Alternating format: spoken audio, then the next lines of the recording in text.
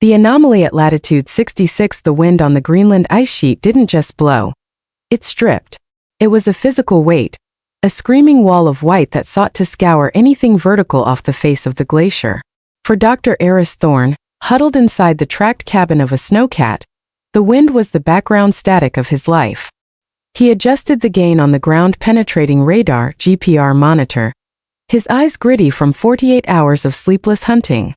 "You're seeing ghosts again, Eris," said Lena Kovic, the expedition's lead glaciologist. She was driving the snowcat, her knuckles white on the steering yokes as she fought the shifting topography of the ice.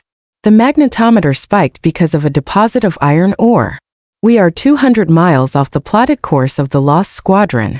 "The Lost Squadron is a tourist trap," Eris muttered, not looking up from the screen. P-38s buried under 300 feet of slush. Known quantities. "I'm not looking for a navigational error, Lena. I'm looking for a deliberate act." Eris was an aviation archaeologist, but the academic title belied his reputation. In the narrow, dust-choked circles of warbird recovery, he was a bloodhound. He didn't just find planes, he found stories that governments had tried to redact. He was looking for Flight 19 Bravo. According to a crumbling OSS document he'd bought in a Buenos Aires basement, it wasn't just a flight, it was an exodus. "Stop," Eris said, his voice dropping to a whisper. "What?" "Stop the cat. Now." Lena slammed the brakes. The tracks ground to a halt, biting into the hard-packed snow. The cabin fell into a sudden vibrating silence, save for the howling gale outside. "Look at the return," Eris pointed to the screen. The GPR display, usually a chaotic mess of glacial stratification lines, showed a hard, distinct hyperbola. And then another. And another. A perfect geometric formation, sitting 250 feet below their treads. "That's not rock," Lena said, leaning in, her breath fogging the air. "That's hollow. Metal. It's a wing," Eris corrected, his heart hammering against his ribs like a trapped bird. "A high aspect ratio wing. And that," he pointed to a second shadow, "is a fuselage. It's too big for a fighter. Too slender for AB-17. He grabbed his parka and pulled the goggles over his eyes. "We need to drop the thermal probe. If there's a cavern down there, the ice has formed a seal. Eris, the weather report says we have a depression moving in. If we start drilling now..." "If we don't drill now, the ice moves it another 3 feet by spring," Eris snapped, opening the hatch. The cold hit him like a hammer, instantly freezing the moisture in his nose. He shouted over the roar of the wind. "This isn't a crash site, Lena. Look at the spacing. They're parked." It took 6 hours to set up the thermal drill. A glorified copper coil heated by a diesel generator that melted a 4-inch shaft through the ice. Eris fed the fiber optic camera down the hole, his hands shaking despite the thermal gloves stuck on the monitor inside the snowcat. The image shifted from blinding white to a cloudy blue, and then, abruptly, to pitch black. They had broken through the ceiling of the ice cave. Eris switched on the camera's LED array. The light cut through the subterranean darkness, illuminating a sight that made Lena gasp. Sitting on a floor of compressed ice, perfectly preserved in the freezing vacuum, sat a massive 4-engine aircraft. It was painted in a matte black absorptive paint, a precursor to stealth technology that shouldn't have existed in 1945. The markings were German, the Bockenkreuz on the fuselage, but the design was radical. It was a Junkers Ju-390, the fabled Amerika Bomber, but heavily modified. And it wasn't alone. Behind it, stretching into the gloom of the ice cavern, were 2 more. "My God," Eris whispered. "They didn't crash. They landed. They melted the ice with their engines to create a hangar and let the snow bury them." "Why?" Lena asked, staring at the ghostly leviathans. "Because," Eris said, a chill running through him that had nothing to do with the temperature. "They were waiting for something. Or hiding something that couldn't be allowed to be found." The aluminum tomb, the descent into the ice cavern, was a rappel into a time capsule. The air down there was stale, smelling faintly of ozone and ancient hydraulic fluid. The temperature was stable but lethal, a consistent 20 degrees below zero. Eris unclipped from the rope, his boots crunching on the ice floor. The sheer scale of the Ju-390 was overwhelming. The wingspan was enormous, stretching over 160 feet. The matte black paint seemed to absorb the beam of his flashlight, giving the aircraft a menacing predatory aura. "Don't touch anything with bare skin," Eris warned Lena, his voice echoing strangely in the acoustic perfection of the ice hollow. "Flash freeze. The structural integrity of the ice roof looks okay," Lena said, scanning the translucent blue ceiling 50 feet above them. The heat from the engines when they landed must have melted a massive void, and the sublimation over 80 years kept it open. "It's a natural cathedral." Eris moved toward the lead aircraft. He noticed the landing gear immediately. The tires weren't flat. They were solid rubber, an experimental compound meant to withstand extreme conditions without bursting. The oleo struts were compressed but holding. "This isn't a standard bomber," Eris murmured, running his gloved hand along the fuselage, careful not to disturb the thin layer of rime frost. "No bomb bay doors. The fuselage is extended. See these blisters on the side? Hardpoints for sensors, maybe? Or external fuel tanks that were jettisoned." He reached the crew ladder, which hung down from the belly of the beast. It was an invitation. "I'm going up," he said. "Eris, be careful. Booby traps." "The Germans didn't booby-trap planes they intended to fly again," Eris said, though he checked the ladder rungs carefully before putting his weight on them. Climbing into the cockpit was like stepping into a grave. The silence was absolute. Eris shined his light around the flight deck. It was immaculate. The gauges, altimeter, airspeed, manifold pressure, were all frozen in position. The leather of the pilot's seats was stiff but uncracked. And then the beam hit the pilot. Eris flinched, his breath hitching. The pilot was still there, strapped into the seat. He was wearing a high-altitude pressure suit, a bulky, terrified-looking apparatus with a glass bowl helmet. The body had desiccated in the cold, dry air, turning mummified rather than rotting. "Lena," Eris radioed, his voice tight. "We have occupants. Dead. Very. But it doesn't make sense. There's no trauma. No bullet holes. The canopy is intact." Eris moved closer to the instrument panel. He saw a logbook shoved between the throttle quadrant and the trim wheel. He pulled it out gently. The paper was brittle, freezing cold. He opened it. The handwriting was sharp, Germanic script, frantic but disciplined. Entry: April 14, 1945. Oberst Steiner. Operation Phoenix. We have reached the designated coordinates. Fuel is critical. Engines 3 and 4 shut down to conserve. The Americans are not tracking us. The payload is secure. Entry: April 16, 1945. The ice is our shelter. We wait for the signal from the submarine U-234. Does not come. The radio is silent. We are buried alive by the storm. Entry: April 20, 1945. The cold is entering the suits. We cannot run the heaters. The carbon monoxide will kill us in this enclosed space. We have decided to initiate the sleep. If the Reich falls, we are the seed that remains. The cargo must not be taken. Cargo, Eris whispered. He left the cockpit and moved back through the narrow fuselage tunnel. If this wasn't a bomber, what was it carrying? The interior was stripped of guns and ammo racks. Instead, the center of the aircraft was dominated by a large cylindrical container made of lead and steel, bolted to the floor frames. It looked uncomfortably like a reactor core, but too small.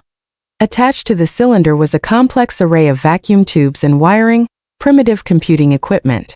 "Lena," Eris said, staring at the device. "I think I know why they never flew again. They weren't just hiding. They were guarding." "Guarding what?" "I don't know yet. But this cylinder, it has radiation warnings on it. And biological hazard symbols. The old style." Suddenly, a dull thump reverberated through the ice floor, shaking the massive plane on its suspension. What was that? Eris grabbed a bulkhead for balance. Did the ice shift? Lena's voice came over the radio, panicked. "Eris, that wasn't the ice. That was topside. I hear engines. Not ours. Rotors." Eris scrambled back to the cockpit window. Through the ice ceiling, filtered through 100 feet of frozen water, he could see the faint, rhythmic shadow of a heavy-lift helicopter descending. They weren't the only ones looking for Flight 19 Bravo. The ghost frequency. Eris slid down the ladder, his boots hitting the ice with a frantic urgency. "Lena, kill the lights. Kill the drill generator. Way ahead of you, she hissed over the comms. I've doused the camp lights. I'm moving the snowcat into the lee of a pressure ridge. Who are they? Scavengers. Or worse, Eris said, sprinting across the ice toward the rope ascent. Private military contractors. There's a group called Vanguard Salvage, glorified pirates. If they know what's down here, they won't ask us for a permit. He didn't climb. There was no time. He retreated into the shadow of the second WWII, a looming giant tucked further back in the cavern. He needed intel before he could act. Above, the thumping of the rotors grew louder, a physical pressure against the eardrums. Then came the sound of boots on snow, muffled but distinct, followed by the hiss of a thermal lance. They weren't drilling a small probe hole, they were cutting a breach. Eris pulled out his satellite phone, but there was no signal deep under the ice. He was cut off. He looked back at the lead plane. The logbook was still in his jacket pocket. The cargo must not be taken. He needed to know what the cargo was. If it was a dirty bomb or a biological agent, a firefight down here could release it. He scrambled up the ladder of the second plane. The interior was identical, the crew also frozen in their eternal vigil. He bypassed the cockpit and went straight to the cargo cylinder. He pulled a Geiger counter from his belt. Clicked lazily. Background radiation only. The lead shielding was doing its job or the source was dead. He examined the locking mechanism. It was a dual-key system, crude by modern standards but effective. He looked around. The keys. Where would they be? The commander. Oberst Steiner. In the first plane. Eris. Lena's voice cracked in his earpiece. They're rappelling down. 4 of them. Heavily armed. They're wearing containment suits. They know what's here, Eris realized. Lena, stay hidden. Do not engage. Eris watched from the cockpit of the second plane as 4 figures descended through the new breach in the ceiling, their high-powered floodlights slicing through the darkness. They hit the ice floor and immediately fanned out, their movements professional military. One of them, the leader, gestured toward the lead aircraft. His voice boomed over an external speaker, echoing in the cavern. Dr. Thorne, we know you're down here. We're tracking your thermal signature. Come out, and we can discuss a finder's fee. Stay hidden and we seal the exits. Eris stayed low. He scanned the cockpit of the second plane. On the radio rack he saw something. A frequency card. And a toggle switch labeled not fall, emergency. He had a crazy idea. These planes were equipped with massive batteries to power the experimental equipment. In the freezing cold, batteries usually died. But if the Germans had used silver zinc or something more advanced, he flipped the master switch. Nothing. He tried the auxiliary power unit. A groan. A spark. The voltage meter flickered. Just a trace. Enough for the radio? No. But maybe enough to trigger the internal lighting system, or a distress beacon. He looked at the wiring. He pulled out his multi-tool and stripped the casing off the battery lead for the radio. He bridged it to the emergency transponder. Click. A high-pitched whine filled the cockpit. It wasn't a radio transmission. It was an acoustic pulse. Suddenly, the cargo cylinder in the bay behind him began to hum. The sound was low, barely audible, a vibration that rattled his teeth. What did you do? He whispered to himself. Down on the ice, the 4 mercenaries froze. The leader looked at his wrist computer. Energy spike. Massive energy spike. It's waking up. Secure the package, the leader screamed. Eris realized he hadn't turned on a radio. He had activated the payload. The cavern began to vibrate. Dust and ice chips rained down from the ceiling as the cylinder in the second plane, and sympathetically, the cylinders in the other 2 planes, began to resonate. Eris scrambled back to the cargo bay. The lead casing on the cylinder was glowing with a faint Cherenkov blue light. It wasn't nuclear fission, it was something else. Die-Glock technology? Zero-point energy? The specific pseudoscience didn't matter right now. The instability did. Lena, get clear of the ice. The vibration is going to collapse the roof. I can't. Lena shouted. They have a sniper on the ridge watching the exit. Eris looked out the blister window. The mercenaries were advancing on the first plane, ignoring the shaking ground. They were welding cutting charges to the fuselage to extract the cylinder. Eris had to draw them off. He looked at the cockpit controls again. He didn't have engine power, but he had hydraulics, stored pressure in the accumulators, preserved by the cold, and the unique check valves the Germans used. He grabbed the lever for the landing flaps. With a groan that sounded like a dying whale, the massive flaps on the wings of the second plane dropped. The hydraulic fluid, thick as molasses, forced the metal down. The noise echoed like a gunshot in the cavern. The mercenaries spun around, their lights training on Eris's plane. Contact rear. Sector 2. Bullets sparked against the aluminum skin of the fuselage. Eris ducked as glass shattered in the cockpit. He had their attention. Lena now. Use the distraction. He crawled along the floor, heading for the dorsal gun turret. The guns were gone, stripped for weight, but the rotation mechanism remained. He climbed into the bubble. He could see the mercenaries moving to flank him.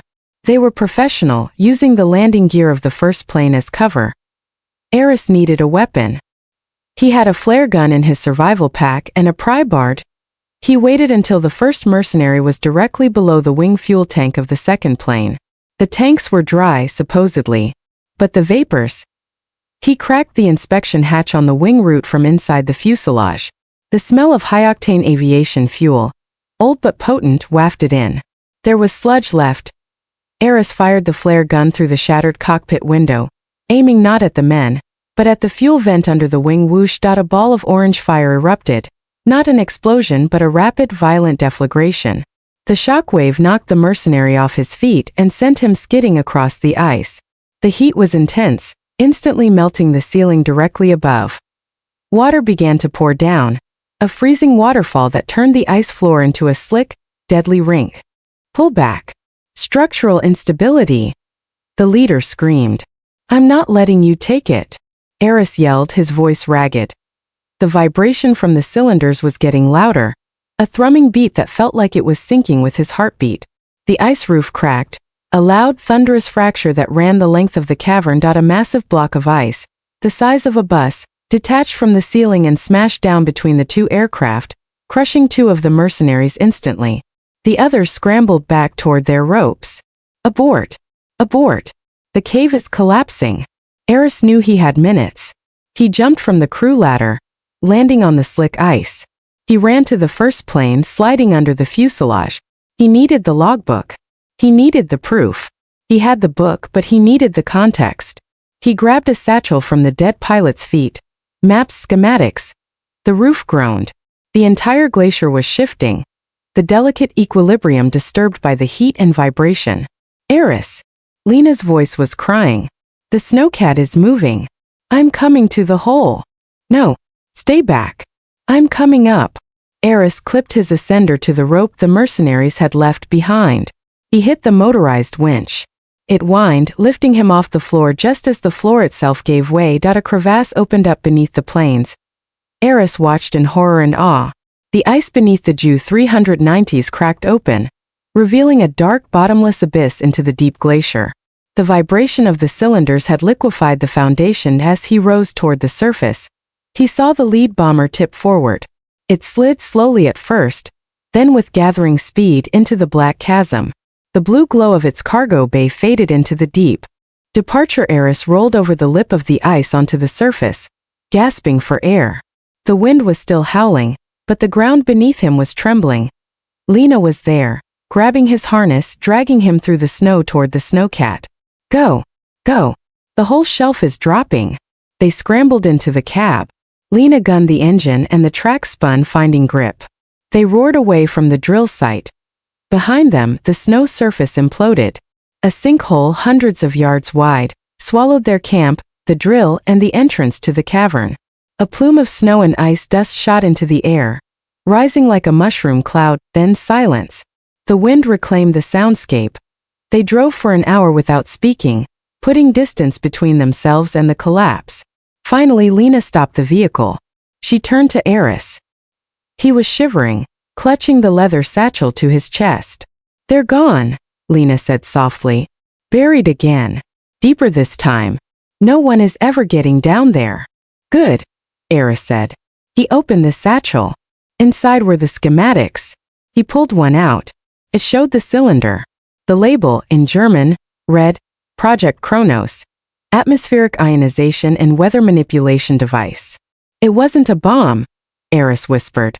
It was a way to weaponize the weather, to create storms that could ground Allied fleets. That's why they were here. They weren't hiding, they were testing it. They created the storm that buried them. And you turned it on, Lena realized. And it brought down the mountain, Eris nodded. If Vanguard had gotten that out, if they had sold that tech, he looked at the papers. They were the only record that the machines had ever existed. The planes were gone, crushed in the bowels of the Greenland ice sheet, returned to the geological timescale where they belonged. What do we do with those? Lena asked, nodding at the documents. Eris looked at the fire extinguisher in the cabin. He looked at the metal waste bin. We finish the mission, Eris said. We make sure they stay buried. He took out his lighter. He held the flame to the corner of the brittle 1945 paper. Caught instantly. He dropped the burning pages into the bin, watching the secrets of the Luftwaffe turn to ash. The planes were never meant to fly again. And thanks to the ice and the fire they never would. Let's go home, Lena, Eris said, watching the last ember die. I think I'm done with the cold.